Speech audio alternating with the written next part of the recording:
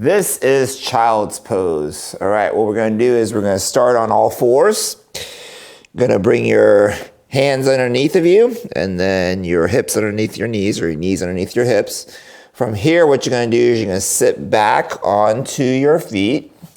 If you have any knee issues, you can go ahead and roll up a towel and put it right here in the back of your legs. And then that will help to take the pain out of your knees.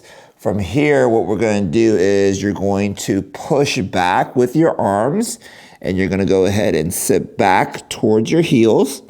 You should feel a nice stretch to the low back. From here, head position wise, you want to make sure that you're keeping your eyes right there in front of you. You don't want to look up as you're doing this, so keep your head down. Keep pushing back with your hands. And then try to get your butt closer to your heels as you keep on stretching. All right, and those were some stretches to help with your low back pain, some yoga stretches.